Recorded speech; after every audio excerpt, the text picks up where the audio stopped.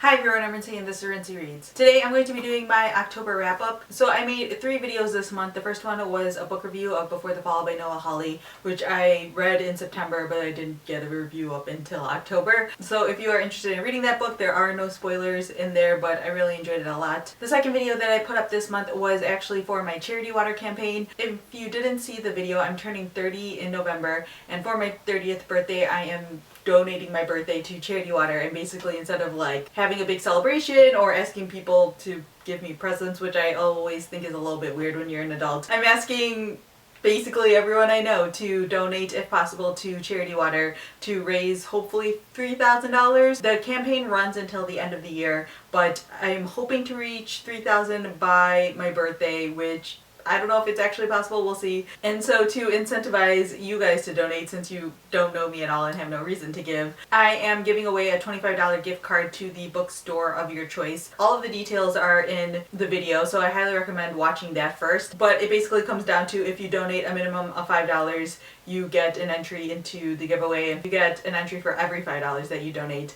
So if you donate 15, you get 3 entries, etc. A lot of people didn't really watch that video, which is fine, I completely understand. But if you are interested in a free gift card, I highly recommend donating. And then you have to donate as well as comment on that video. A lot of people have been donating and they haven't commented on the video. So a couple of people have commented and haven't donated, so it's a little bit of a toss-up. So in terms of people who are technically entered, there's like 2. So your chances are pretty good, I'm gonna say. But thank you to everyone who has donated so far. There are a bunch of people who donated prior to me even making that video. I've been talking about it on like Twitter and Instagram and things like that, and so quite a few people had donated without even knowing about the contest, and that really means a lot, especially since you guys don't know who I am and you're willing to donate anyways. Just blows my mind always. So thank you to everyone who has donated. I know not everyone can donate, people are in different financial circumstances, but yeah, I really appreciate it if you can. And the final video that I made this month was a quarterly unboxing video. I wasn't expecting to get a quarterly box this quarter because 1, I didn't sign up for it,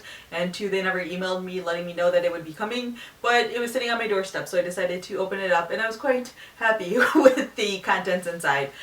So check that out if you are interested in seeing who the author was for this quarterly box and which books they picked. It's a good one, I highly recommend. So I read quite a few books this month. I was pretty happy with the way my reading has been going. The first one was Today Will Be Different by Maria Semple. Maria Semple is probably best well known for writing Where'd You Go, Bernadette, which is a book that I adored. I gave it 5 out of 5 stars when I read it originally, and a lot of people I know really love that book. This one isn't quite as good as Where'd You Go, Bernadette, but I didn't expect it to be. I think it's because I had known people who had read it prior to when I had read it, and they had said that they didn't like it very much, so I went in with relatively low expectations. It does feel a little bit like Bernadette 2.0, which is both a good thing and a bad thing. This one felt a little bit scattered. I should probably tell you what this book is about. So this book follows this woman named Eleanor Flood, who is basically a self-described mess. She's very unorganized, but she wakes up one day and decides that today will be different. She'll get her life together, she'll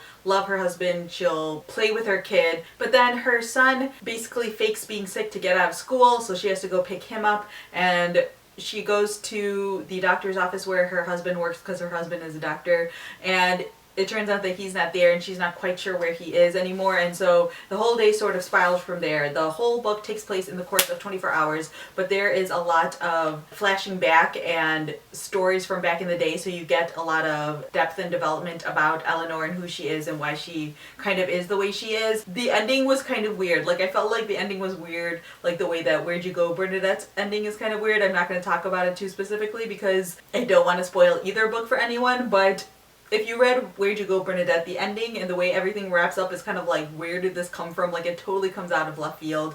I felt like the ending for this was kind of the same way and a little bit weird and off. But the character of Eleanor, by the time you get to the end of the book, she's pretty well developed. In the beginning, she's like really mean and cruel, or she seems really mean and cruel, and you don't really understand her at all. And slowly over the course of the book, you find out more about her past and her family life and how she got to this point in her life, and it's really interesting, and I kind of wish that had been developed more as opposed to the stuff that was happening over the course of this day. The book is just kind of clunky, and the flashbacks don't always make sense. Like, I feel like I was being thrown back and forth in time a lot, so I gave it a 3 out of 5 stars. It really wasn't horrible, but it wasn't as great as Where'd You Go, Bernadette. So if you really liked Where'd You Go, Bernadette, you're not going to like this one as much. I can guarantee you that off the bat. But I still think it's worth reading. It was a relatively quick read too. It's less than 300 pages, so it won't take you very long to read it. So I think it's worth like getting from the library if you're interested. The next book that I finished was The Mothers by Britt Bennett.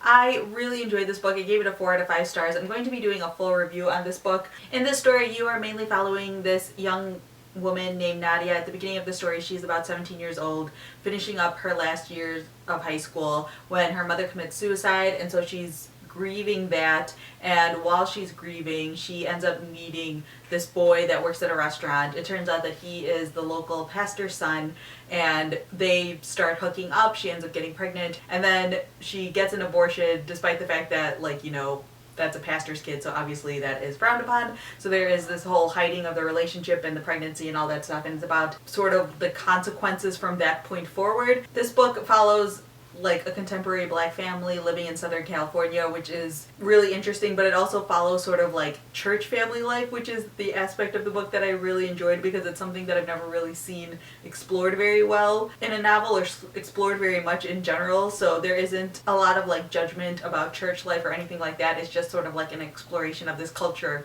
which I really, really enjoyed. Again, I'm going to be talking about more of this in a review, so I'm not going to talk about it too much here, but I really enjoyed it. I ended up reading this book also in like 2 sittings literally because I was so enthralled with it. The writing is fantastic and I really enjoyed it. So yeah, book review coming on this. I will talk about it a whole lot more. The next book that I finished was Certain Dark Things by Sylvia Moreno-Garcia. This has been one of my most anticipated books of the year because I loved Signal to Noise so much. I have the book sitting over here. I talk about it all the time in my videos.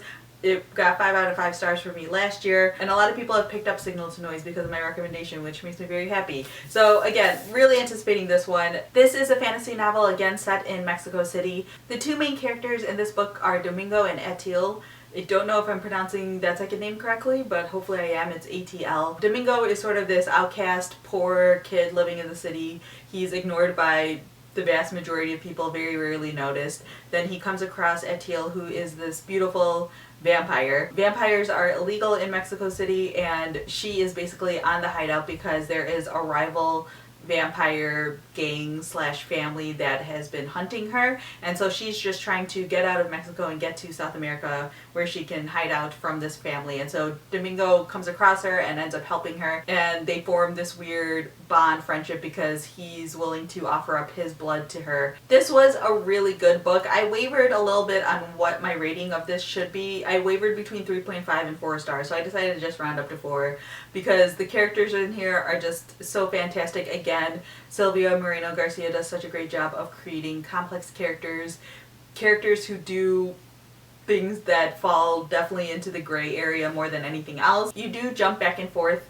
between different perspectives, which is one of the reasons why I think I didn't love this book quite as much. You follow a couple of the characters who belong to the rival vampire gang, and you also follow this cop named Anna. There is a reason why you follow all of these people because all of those perspectives eventually come together. I really wish this book was a little bit longer because I think that this was such an interesting world and I wanted more of it and I wanted it to be fleshed out more. She also provides a lot of history that's surprising in here. You find out quite a bit about the vampire lore and what's true and not true in here. She plays a lot with vampire myths and what readers already know about vampires, and she does some really interesting things in here. One moment that I really enjoyed is that they mentioned that there are vampires in London and they talk about Van Helsing, which I thought was just such a great moment, and the way that they talk about it was really fantastic. And so if you're someone who likes vampire stories, this is definitely worth picking up because it's a really great take on vampires. If you're someone who wants something for Halloween, this would also be fantastic. Or if you just like Signal to Noise, I recommend picking this one up as well because there are still really great complex characters in here. It's not as strong as Signal to Noise is, but it's still a really good book. The next book that I finished was The Trespasser by Tana French. This book I buddy read with Sabrina from Unmanaged Mischief and Olive from A Book Olive. I will have links down below to both of their channels. I like this book a whole lot more than they did. I gave this book a 4 out of 5 stars. I think they both gave this book a 3 out of 5 stars. I've mentioned Tana French a bunch on my channel and I've reviewed I think 3 out of her last 5 books on my channel. I'm going to be doing a review of this one as well because it's very unique. It's unlike any of the other Tana Frenches. I think The Secret Place is probably the most unique out of all of them. In this book, the detective that you are following is Antoinette Conway, who you met in The Secret Place, as well as Stephen Moran, who was the main detective in The Secret Place. Basically, they work on the murder squad, but they mainly just get like the domestic stuff that's like super bland, super easy. They don't really get a lot of the hard and gritty murders because a lot of people on the murder squad don't really like Antoinette. And so she's handed this domestic case, but it turns out there might be more going on than meets the eye, and so it's this struggle between trying to figure out whether this is a straightforward case or whether or not there's more happening, and is someone trying to set them up so that they fail, all of this stuff. So it's really interesting, really different. Again, going to talk about it more in a review next month, I promise. But I gave it a 4 out of 5 stars because I just love Tana French's writing. I really liked Antoinette a lot as a character. I think she just had such an interesting point of view.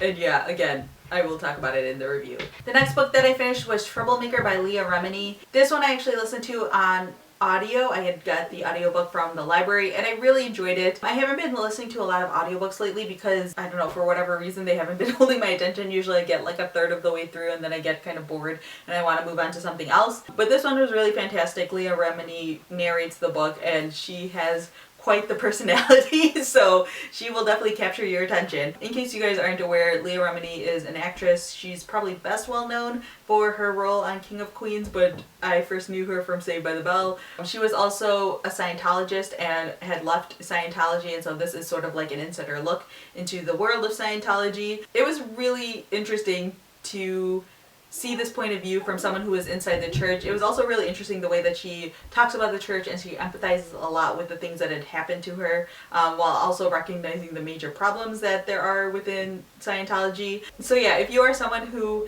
is interested in Scientology at all, if you think it's interesting or just like intriguing at all, this is definitely one worth picking up. I felt like this was worth listening to alone just for the weird stories that she had about Tom Cruise and Katie Holmes' wedding. So yeah, if you like sort of celebrity memoirs, this isn't like a funny one or anything like that. It's actually really heartfelt, but I highly recommend it because Leah Remini tells a great story, that's for sure. The next book that I finished is You Can't Touch My Hair by Phoebe Robinson. Phoebe Robinson is going to be at Book Riot Live, which is the reason why I picked this book up. Phoebe Robinson is a comedian as well as a co-host of the podcast Two Dope Queens along with Jessica Williams. And this is basically just the typical comedian memoir slash essay collection. She talks a lot about race, obviously, but she also talks a lot about just general pop culture things and just her life growing up. One of the chapters in here is just about like black celebrities who have fantastic hair, which I really enjoyed. She also talks about why Lisa Bonet is basically like the best person ever and why her niece should look up to her. But yeah, this was a really fantastic collection of essays. I gave it a 3.5 out of 5 stars, I believe. By the end of the essay collection, I was feeling a little bit fatigued, I think, but it's just really well done. I've heard the audiobook on this is really fantastic as well. I wanted to get it on audio, but my library didn't have a copy, so that's fine. I went with the physical version and it was still fantastic. She's so funny, and her point of view on modern culture and race relations and everything is really, it's not something new. Like I've heard this stuff before, but her point of view is so fresh and it's really funny, and the way that she just weaves pop culture into everything that she says is like Gilmore Girls-esque in that way. The way that it's almost flawless, the way that she talks about pop culture. So yeah, if you are someone who likes, you know, your Tina Feys and your Mindy Kalings and stuff like that, this one should definitely be added to your list. I don't even like follow her on anything else. I'd never listened to the podcast, I'd never seen any of her stand-up or anything like that, but I just picked up this book and I really, really enjoyed it. And the final book that I finished was The Last Days of Ptolemy Gray by Walter Mosley. Walter Mosley is also going to be at Book Riot Live, so this was more Book Riot Live prep, but this was also a book that I wanted to read for a really long time. I saw a bunch of different people giving this like 4 or 5 stars back when this was really released, so I'd already had this sort of on my radar. Walter Mosley is probably best well known for writing crime fiction. He also has written some science fiction books, and so when I saw that he had a literary fiction book out, I was like, okay, I'm going to start with that one because that one's probably like the most comfortable for me to pick up. In this story, you are following a 91-year-old man named Ptolemy Gray, and he is in his last days of life. Basically, he is suffering from dementia. One day, his grandnephew, I believe, is killed in a drive-by shooting, and he was one of the few people that Ptolemy Gray actually like remembered and had a connection to. He sort of like holes up a little bit more and loses even more connection to his family until one day he meets